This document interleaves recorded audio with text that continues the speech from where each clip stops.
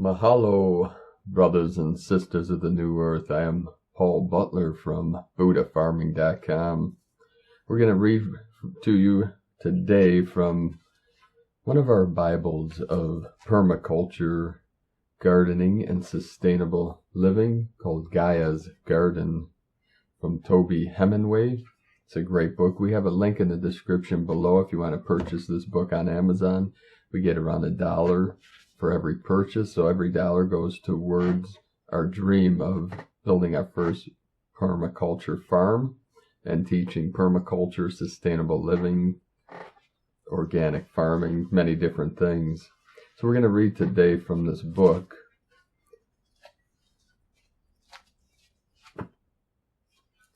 What is permaculture? I refer often in this book to permaculture and ecological design, two closely related subjects on which many of the ideas in this book are based. Since permaculture may be an unfamiliar word to some readers, I should do some explaining. Permaculture uses a set of principles and practices to design sustainable human settlements. The word, a contraction of both permanent culture and permanent agriculture, was coined by two Australians. The first was Bill Mollison, a charismatic and iconoclastic one-time forester, school teacher, trapper, field naturalist, and author of the dense and encyclopedic Bible of the Field, Permaculture, a Designer's Manual. The other is David Holmgren, one of the first of Bill's many students, who has brilliantly expanded permaculture's scope. Mollison says the original idea for permaculture came to him in 1959, when he was observing marsupials browsing in Tasmanian rainforests. Inspired and awed by the life-giving abundance and rich interconnectedness of this ecosystem, he jotted in his diary, "I believe that we could build systems that would function as well as this one does."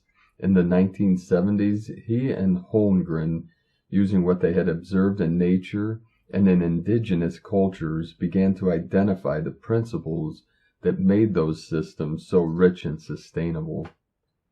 Permaculture is all about sustainability and living in harmony with nature instead of battling against Mother Earth. Their hope was to apply these principles to designing ecologically sound, productive landscapes.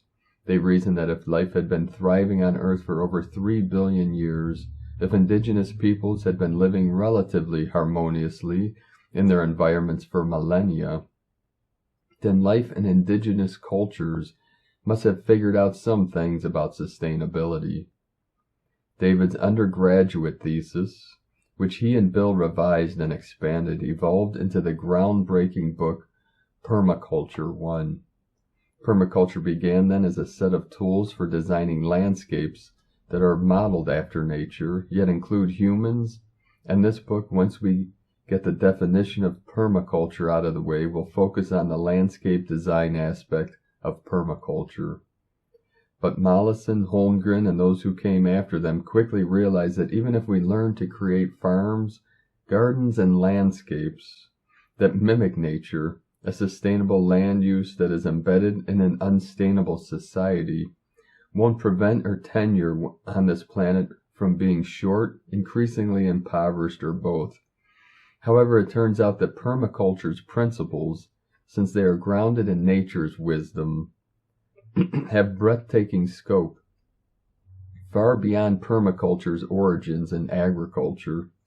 Permaculture has been used to design buildings, energy and wastewater systems, villages, and even less tangible structures such as school curricula, businesses, community groups, and decision-making processes.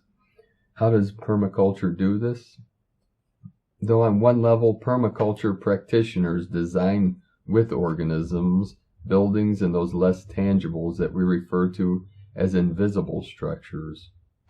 They focus less on the objects themselves than on the careful design of relationships among them, interconnections that will create a healthy, sustainable whole. These relationships are what turn a collection of unrelated parts into a functioning system, whether it's a backyard, a community, or an ecosystem. If this still seems a mite theoretical, here's a more down-to-earth definition of permaculture. If we think of practices like organic gardening, recycling, natural building, renewable energy, and even consensus decision-making and social justice efforts as tools for sustainability, then permaculture is the toolbox that helps us organize and decide when and how to use those tools.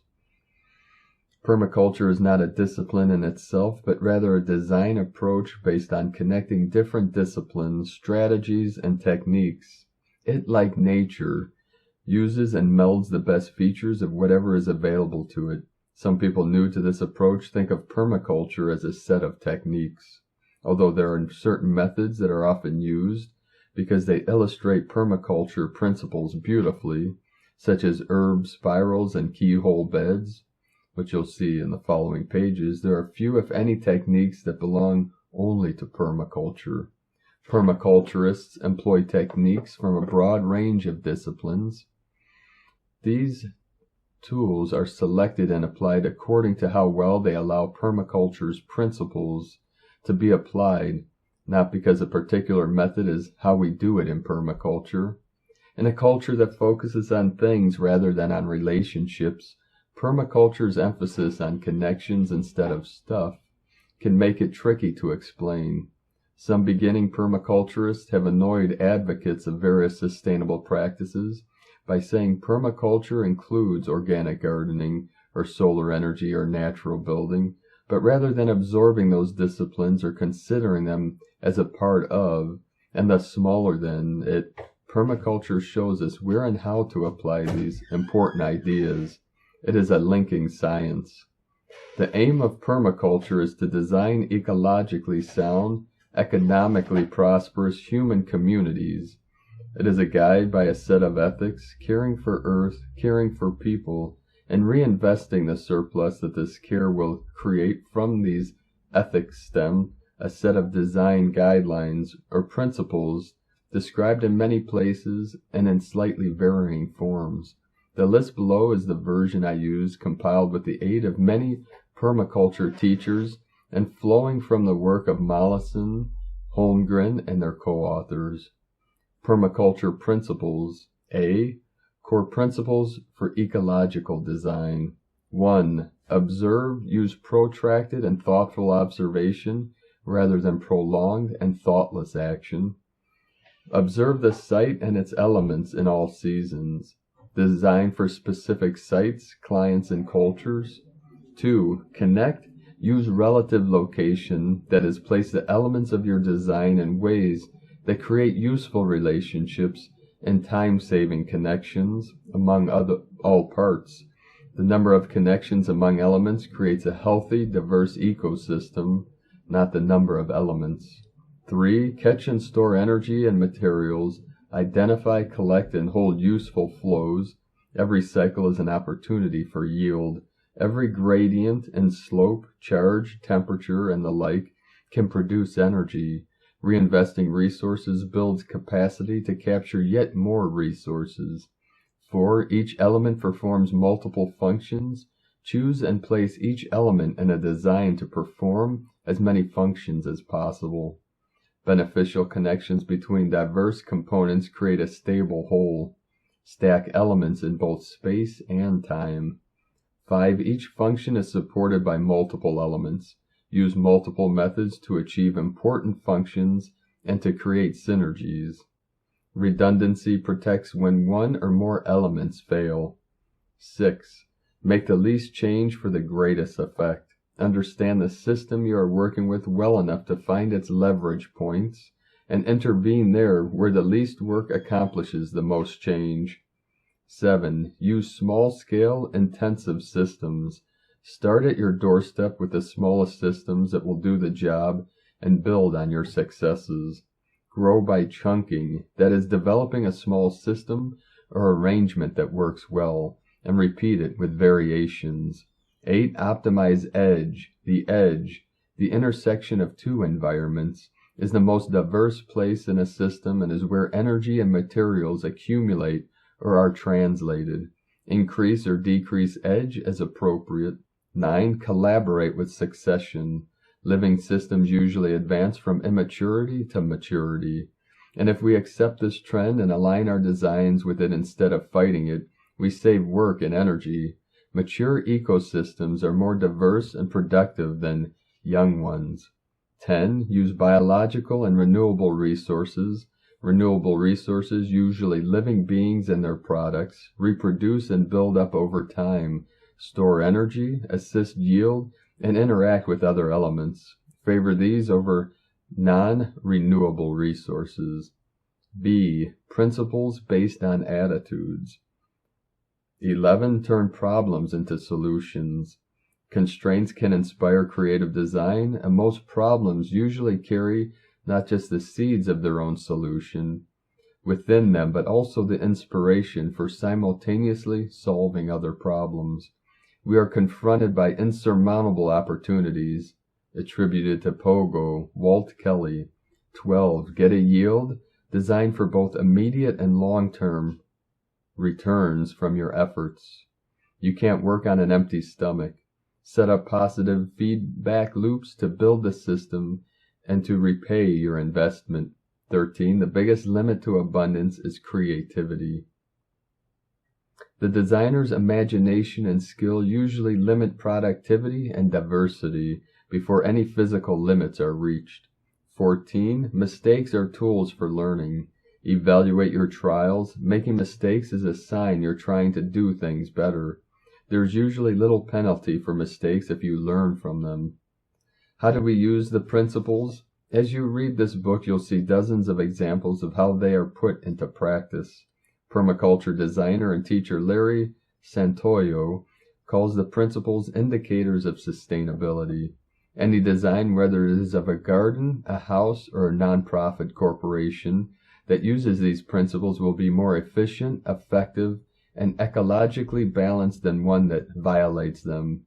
Use them to guide your decisions, and as you create your garden, try to apply them in many places as you can.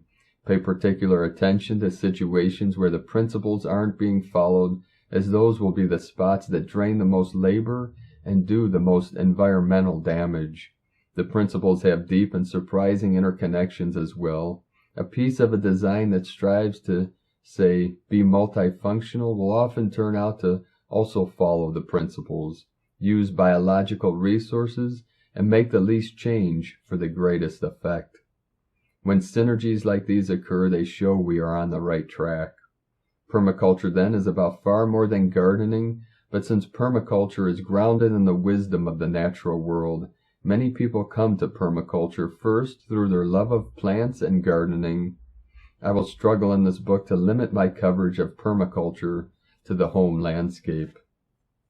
So there we have a little teaching on the basics of permaculture.